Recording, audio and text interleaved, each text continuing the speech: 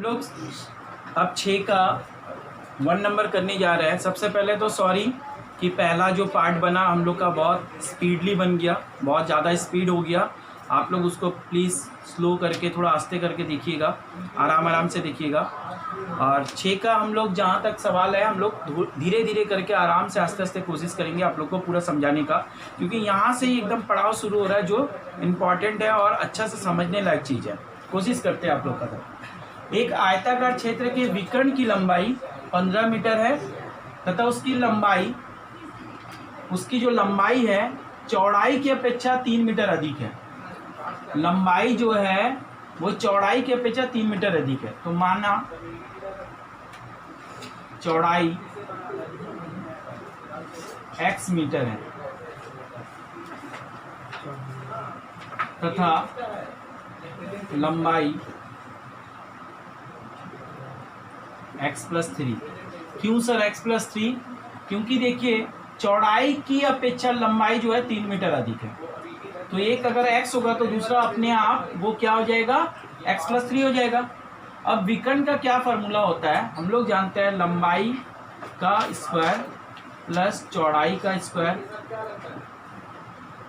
इसका वर्गमूल बराबर विकर्ण होता है। ये विकर्ण का फार्मूला हो गया। तो हम लोग लंबाई की जगह हम लोग लंबाई का मान रखे, चौड़ाई की जगह हम लोग चौड़ाई का मान रखे और विकर्ण की जगह विकर्ण का मान रखे। ये मेरा प्रश्नानुसार ये पूरा हो गया। लेकिन हम लोग दोनों का वैल्यू पाने के लिए, इसका स्क्वायर हटाने के लिए हम लोग को दोनों तरफ क्या करना पड़ेगा, वर्ग करना पड़ेगा। दोनों तरफ वर्ग करने पर, तो वर्ग करने पर ये रूट अपने आप हट जाएगा। x+3 का होल स्क्वायर प्लस x का होल स्क्वायर बराबर 15 का होल स्क्वायर, क्योंकि इसमें स्क्वायर है यार, इसका रूट से स्क्वायर चला गया। अब आप लोग इसको सॉल्व कर सकते हैं। फिलहाल तो इसमें सॉल्व करना नहीं है, क्योंकि यहाँ पर सिर्फ इक्वेशन फॉर्मेशन बताया है, इस तरह से इक्वेशन बनाया जाता है। हम लोग बाद वाला चैप्टर में इक्वेशन बनाएंगे भी और इसको सॉल्व भी करेंगे। नेक्स्ट हम लोग दूसरा नंबर क्वेश्चन में आ जाते हैं। दूसरा सवाल हम लोग का 6 का 2। कोई व्यक्ति 80 रुपये में कुछ केजी चीनी खरीदता है। 80 रुपया में कितना केजी चीनी खरीदता है ये आपको पता नहीं है। हम लोग मान लेंगे कि 80 रुपया में आप लोग x केजी चीनी खरीदते हैं। फिर उसमें आगे बोला है यदि उसी रुपये में वे 4 केजी चीनी अधिक पाते हैं तो चीनी का प्रति केजी दर 1 रुपया कम हो जाता है। अगर चीनी ज़्यादा आपको मिलेगा तो जाहिर सा बात है कि चीनी का दाम पहले के मुकाबले कम हो जाएगा। अगर चीनी आप ज़्यादा पाते हैं, चीनी और 4 केजी ज़्यादा पाते हैं तो दाम कम हो रहा है। कितना कम रहा है, 1 रुपया कम जा रहा है। कितना रुपया कम जा रहा है, 1 रुपया कम जा रहा है। तो हम लोग पहले मानेंगे, इस लाइन को मानेंगे कि वो 80 रुपया में कुछ केजी चीनी खरीदा। माना 80 रुपया में व्यक्ति x केजी चीनी खरीदा। ठीक, अब हम लोग आगे क्या करना है, अगर 80 रुपया में x केजी चीनी खरीदा तो 1 किलो चीनी का मूल्य कितना हो जाएगा, 1 केजी चीनी का मूल्य कितना हो जाएगा, जो भी दाम रहता है उसको ऊपर और वजन नीचे में, इतना रुपया हम लोग का 1 केजी का वजन, 1 केजी का मूल्य आ गया। 1 केजी का दाम कितना हो गया, 80/x। क्यों 80/x? थोड़ा देर के लिए हम लोग थोड़ा समझाने का कोशिश कर रहे हैं, देख लीजिए। मान लीजिए आप 100 रुपया में 10 किलो चावल लाए। 100 रुपया में 10 केजी चावल लाए तो 1 केजी चावल का दाम क्या हो जाएगा, 1 केजी चावल कितना हमें मिलेगा। तो आप क्या रखेंगे, 100 को ऊपर रखेंगे और 10 को नीचे रखेंगे, मतलब 10 रुपया पर केजी हुआ। तो जो भी वजन पर यूनिट का निकालना पड़ता है तो वजन से भाग देने से उसका 1 केजी का मूल्य वापस मिल जाता है। ठीक, नेक्स्ट हम लोग आ जाते हैं कि इसी रुपया में उसको 4 केजी और मिला तो नया मूल्य क्या होगा, नया मूल्य 80/x+4, क्योंकि अब 4 केजी और मिल रहा है, इतना रुपया हो गया। पहले उसको इतना रुपया केजी खरीदना पड़ता था, अब दाम कम गया, अब इसका वजन ज़्यादा हो गया लेकिन दाम क्या हुआ, कम गया, तभी तो ज़्यादा वजन से सामान खरीद पाया। इन दोनों में कितना का अंतर है, इन दोनों में 1 रुपया का अंतर है। क्यों? क्योंकि ये महंगा हुआ और ये सस्ता हुआ। तो हम लोग का सवाल क्या बना, एटीपी में अगर सवाल का बात करें तो 80/x माइनस 80/x प्लस 4 बराबर 1, ये आपका आंसर हो गया। नेक्स्ट हम लोग इसी तरह से सवाल और भी सीखेंगे, कोशिश करते हैं दूसरा सवाल को और अच्छे तरीके से बताने के लिए। हम लोग अब तीसरा नंबर क्वेश्चन में आते हैं। 2 स्टेशनों के बीच की दूरी 300 किलोमीटर है। एक रेलगाड़ी पहले स्टेशन से दूसरे स्टेशन में गई, कितना वेग था ये दिया नहीं है, तो हम लोग मान लेते हैं, माना रेलगाड़ी का वेग x किलोमीटर प्रति घंटा है। रेलगाड़ी का वेग x किलोमीटर प्रति घंटा है। यदि उसका वेग 5 किलोमीटर प्रति घंटा होता तो दूसरे स्टेशन में पहुंचने पर 2 घंटा कम समय लगता। तो पहले तो x किलोमीटर प्रति घंटा है और दूरी कितना है, दूरी है 300 किलोमीटर। तो हम लोग समय का फॉर्मूला के हिसाब से जाएंगे। समय बराबर क्या होता है, दूरी बटा वेग, दूरी बटा वेग। दूरी कितना है 300 किलोमीटर और वेग कितना है x किलोमीटर, इतना घंटा जाने में लग जाएगा। दूरी बटा वेग में अगर डाले तो 300 और नीचे में वेग डाले तो ये भाग देने पर इतना घंटा हम लोग का समय लगेगा पहला टाइम में जाने में। अब स्पीड बढ़ गया, स्पीड पहले जितना था उससे 5 किलोमीटर बढ़ गया। तो अब ट्रेन या रेलगाड़ी जो भी लिखो, अब ट्रेन का वेग या नया वेग भी बोल सकते हो, x प्लस कितना है 5 किलोमीटर प्रति घंटा। तो नया समय क्या लगेगा, पहले के मुकाबले कम लगेगा, तो दूरी बटा वेग में ही डालेंगे, दूरी और वेग मेरा x प्लस 5, इतना घंटा लग गया। पहले इतना घंटा लगा, अब इतना घंटा लग रहा है। आप देखो इसका स्पीड ज़्यादा है तो इसको कम समय लगेगा, इसका स्पीड कम है इसको ज़्यादा समय लगेगा। जब हम लोग इन दोनों का माइनस करेंगे तो मेरा कितना आना चाहिए, 2 घंटा के बराबर आना चाहिए। तो यही सवाल हो गया कि हम लोग 300/x माइनस 300/x प्लस 5 बराबर 2 घंटा, क्योंकि इसको ज़्यादा समय लगा, इसको कम समय लगा। क्यों इसको ज़्यादा लगा, आप लोग सोचिए क्यों इसको ज़्यादा समय लगा, क्योंकि ये आस्ते आस्ते जा रहा है, इसका वेग कम है और ये ज़्यादा जल्दी जा रहा है क्योंकि इसका वेग इसके मुकाबले 5 किलोमीटर अधिक है। तो ये जल्दी पहुंचेगा, ये देर से पहुंचेगा। इतना माइनस इतना करने से 2 घंटा के बराबर आना चाहिए। Thank you. हम लोग 6 का फ़ोन नंबर करने जा रहे हैं। कोई घड़ी विक्रेता 336 रुपया में घड़ी खरीदता, घड़ी विक्रय करता है। वह जितना रुपया में घड़ी खरीदा, कितना रुपया में खरीदा ये दिया नहीं है, उसे घड़ी विक्रय करने पर उतना ही प्रतिशत लाभ होता है। तो मान लेते हैं, माना घड़ी का क्रय मूल्य, घड़ी का क्रय मूल्य कितना है, x रुपया मान लिए, और घड़ी का विक्रय मूल्य तो दिया हुआ है, विक्रय मूल्य कितना दिया हुआ है 336 रुपया दिया हुआ है। अब लाभ किस तरह से निकालेंगे, लाभ बराबर होता है विक्रय मूल्य माइनस क्रय मूल्य। अगर वियोग करते हैं तो हो जाता है। विक्रय मूल्य कितना दिया है 336 और क्रय मूल्य कितना है x, इतना रुपया का लाभ हो गया।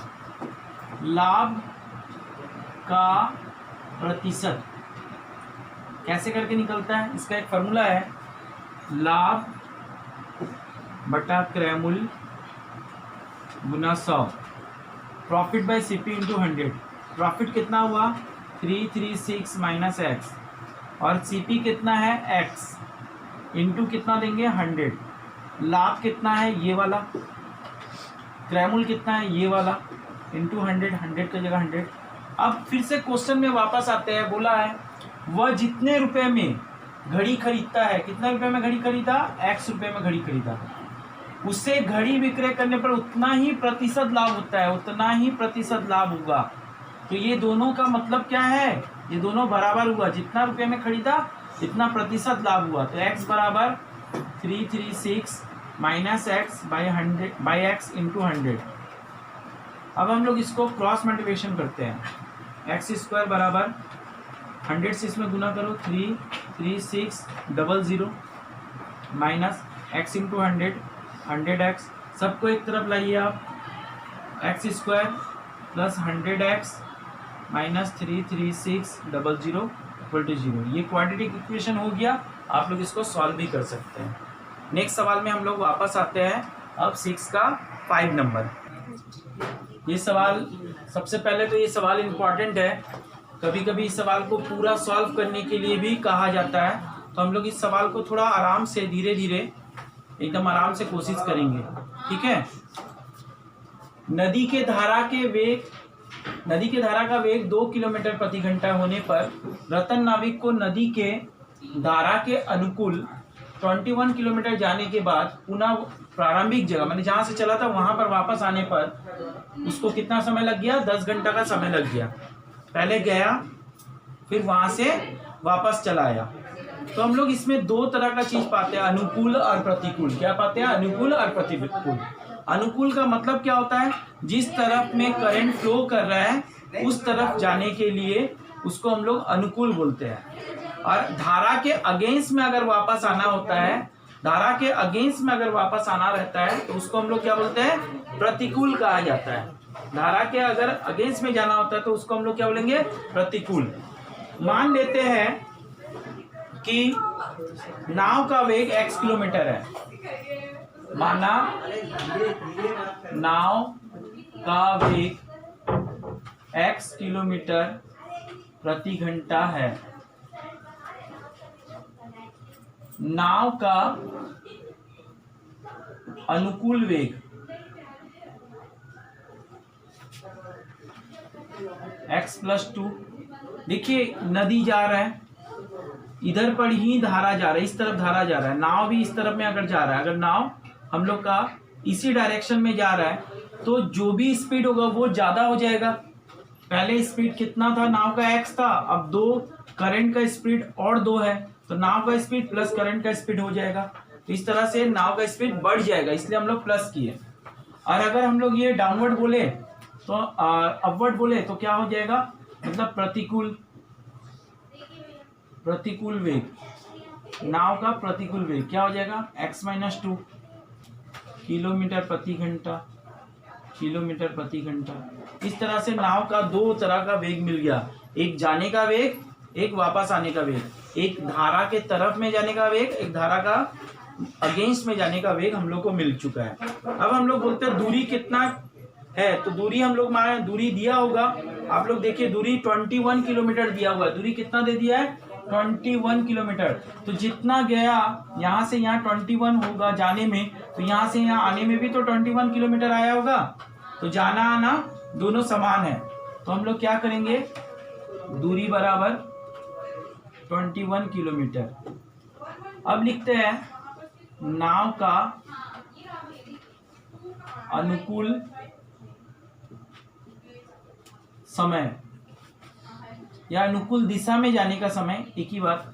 नाव का अनुकूल समय क्या होगा, समय बराबर क्या होता है, दूरी बटा वेग।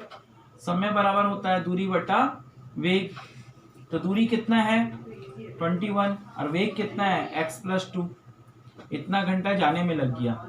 नाव का प्रतिकूल दिशा में जाने का समय कितना होगा, दूरी बटा वेग अगर लिखते हैं, यही वाला लिख देंगे, तो 21/x माइनस 2 घंटा लगता है। तो जाने में इतना समय लगा, आने में इतना समय लगा, यहाँ बोला नहीं टोटल 10 घंटा लगा। हम लोग बोले भाई यही दोनों को मिलाकर तो 10 घंटा आया, क्योंकि जाने में इतना समय लगा, आने में इतना समय लगा, टोटल कितना लगा 10 घंटा। तो एटीपी करते हैं हम लोग 21x plus 2 plus 21/x minus 2 equal to 10। क्या ये समझ में आया? आप लोग के लिए हम होमवर्क दे रहे हैं कि इसको आप सॉल्व कीजिए। अगर आप लोग सॉल्व कर लेते तो बहुत अच्छा बात, नहीं तो नेक्स्ट में हम लोग कोशिश करेंगे आप लोग को बताने का कैसे करके सॉल्व किया जाता है, हाउ टू सॉल्व दिस। तो हम लोग ये आप लोग को होमवर्क में देते हैं कि इसका आप लोग आंसर निकाल कर बताइए कि एक्स का वैल्यू क्या होगा। बहुत इंपॉर्टेंट सवाल है, घर में जरूर एक बार दो बार ट्राई कीजिए। हम लोग नेक्स्ट सवाल में वापस आते हैं। नेक्स्ट सवाल, अब हम लोग 6 का 7 नंबर सवाल करते हैं। हमारे घर के बगीचे सफाई करने में महीम की अपेक्षा मजीद को 3 घंटे कम समय लगता है। ये बहुत इंपॉर्टेंट लाइन है, मजीद को 3 घंटा कम समय लगता है। दोनों मिलकर अगर काम को करता है तो 2 घंटे में कंप्लीट हो जाता है। हम मजीद को बोले कि मजीद को सफाई करने में x घंटा लगा, तो महीम को तो उससे ज्यादा लगेगा, क्योंकि मजीद को कम लगा तो महीम को ज्यादा लगेगा, x+3 लगेगा। तो हम लोग लिखते हैं मजीद का 1 घंटे का काम। तो हम लोग क्या लिखेंगे, 1/x इतना भाग करेगा। मजीद कितना काम करेगा 1 घंटे में, 1/x पार्ट कंप्लीट करेगा। फिर हम लोग महीम का बात करते हैं। महीम का 1 घंटे का काम कितना निकल जाएगा, 1/x+3। दोनों अगर काम करता है, दोनों मिलकर काम करेगा, दोनों मिलकर 2 घंटे में काम करेगा। कितना काम करेगा, ये भी 2/x करेगा और ये भी x+3 करेगा, 2/x+3 करेगा। दोनों मिलकर इतना काम करेगा। लेकिन यहां बोला है 2 घंटे में वो काम समाप्त कर देगा। कोई भी काम कितना होता है, पूरा काम 1 घंटे का होता है। कितना होता है, 1 भाग का होता है, सॉरी 1 भाग का होता है। तो 2/x + 2/x+3 मिलकर कितना हुआ, 1 पार्ट ऑफ पीस काम कंप्लीट हो गया। ये आपका प्रश्नानुसार हो गया। अगर इसको हम लोग सॉल्व करें x × x+3 तो आप लोग को मिलेगा, x कैंसिल हुआ तो 2x + 6, x cancel, 2 × x 2x, 2 × 3 6। ये वाला पार्ट मैच कर रहा है, तो आप 2 और x को मल्टीप्लाई करें, 2x = 1। अगर आप क्रॉस मल्टीप्लिकेशन करेंगे तो आप लोग को मिलेगा, हम इस लाइन को नीचे नहीं करके साइड में कर रहे हैं, 4x + 6 = इसको मल्टीप्लाई कर दीजिए, x² + 3x। देखिए x² में x का मल्टीप्लाई हुआ x² और x में 3 का मल्टीप्लाई हुआ 3x। 1 से मल्टीप्लाई करने से वही आएगा। अगर इसको हम लोग अरेंज करके लिखे, x² + 3x, ये उधर गया तो -4x, ये उधर गया तो -6 = क्या आया, 0। या तो सबको इधर लाए, सबको उधर ले गए, बात एक ही। कितना आएगा, x² - x -6 = 0। ये आपका आंसर आया। इसको अगेन आप लोग सॉल्व कर सकते हैं बाद में, लेकिन फिलहाल आपको जो बोला गया है इतना दूर तक ही। तो संख्या लिखते हैं 11x - 6, 11 + 6 बराबर कितना हो गया, 12। देखो लास्ट सवाल है इस चैप्टर का, हम लोग कोशिश करते हैं इसको भी सही तरीका से समझ जाए। 45 मीटर लंबा और 40 मीटर चौड़ा एक खेल का मैदान है। बाहर में चारों तरफ समान चौड़ाई का रास्ता है। समान चौड़ाई का रास्ता माने चारों तरफ समान चौड़ाई है। और रास्ते का क्षेत्रफल, उसका क्षेत्रफल मतलब इस रास्ते का क्षेत्रफल 450 है। हम लोग मान लिए ये बगीचा है, यहाँ से यहाँ तक, या खेल का मैदान है जो भी, यहाँ से यहाँ तक 45 है और यहाँ से यहाँ कितना है, 40 है। बाहर में यहाँ पर चौड़ाई कितना है, x मीटर मान ली। कितना मीटर मान लिए, x मीटर। मान लेते हैं कि रास्ते की चौड़ाई कितना है, x मीटर है। चारों तरफ, यहाँ भी चारों तरफ x मीटर करके रास्ता है। तो सबसे पहले हम लोग मैदान का यहाँ से यहाँ तक का क्षेत्रफल निकालते हैं। मैदान की लंबाई कितना दिया हुआ है, 45 मीटर। मैदान की चौड़ाई 40 मीटर। मैदान का क्षेत्रफल कितना हो जाएगा, लेंथ इंटू ब्रेथ, तो हम लोग कर देते हैं 45 × 40। इतना वर्ग मीटर आपका क्या आ गया, यहां से यहां तक का क्षेत्रफल आ गया। अब हम लोग का केवल अभी इस खेल का मैदान का आया, अब यहां से यहां तक का भी निकालना पड़ेगा। तो हम लोग लिखते हैं रास्ता सहित मैदान की लंबाई। देखो मेरा तो लंबाई यहां से यहां तक 45 था, रास्ता यहाँ भी x, यहाँ भी x, दोनों तरफ x है, तो मेरा पूरा कितना हो गया, यहाँ से यहाँ कितना हो गया, 2x। यहाँ x बढ़ा, यहाँ x बढ़ा, कितना हो गया 2x। 45 + 2x metre. अब हम लोग लिखते हैं रास्ता सहित मैदान की चौड़ाई कितना हो जाएगा। 40 था, यहाँ से यहाँ 40 था, यहाँ भी x बढ़ा, यहाँ भी x बढ़ा, तो यहाँ भी 2x मीटर हो गया। तो हम लोग लिखेंगे रास्ता सहित मैदान का क्षेत्रफल कितना हो जाएगा, लंबाई गुना चौड़ाई। ये होगी आपका लंबाई, ये होगी आपका चौड़ाई। इस तरह से इतना वर्ग मीटर क्या आया, रास्ता सहित मेरा क्षेत्रफल आया। ये रास्ता छोड़कर आया, ये रास्ता लेकर आया, तो इससे इसको माइनस कर देने से रास्ता मिल जाएगा। ये रास्ता सहित आया और ये रास्ता छोड़कर आया, रास्ता सहित से रास्ता छोड़कर माइनस कर देंगे तो रास्ता मिलता है। तो प्रश्नानुसार क्या हो जाएगा, ये रास्ता सहित मेरा क्षेत्रफल हो गया और ये हो गया रास्ता छोड़कर, रास्ता सहित रास्ता छोड़कर बराबर क्या मिला, रास्ता मिल गया, जो कि यहाँ दिया हुआ है। इसको सॉल्व करने से आंसर आ जाएगा। इस तरह से हम लोग ये चैप्टर को कंप्लीट कर लिए पूरा, और कोशिश करेंगे कि आने वाले दिनों में एक का बाद एक हम लोग हर चैप्टर को डालते रहेंगे यूट्यूब में, और आप लोग इस तरह से इस चैनल का पूरा फ़ायदा उठा सकते हैं। थैंक यू, अच्छे रहिए और पढ़ते रहिए।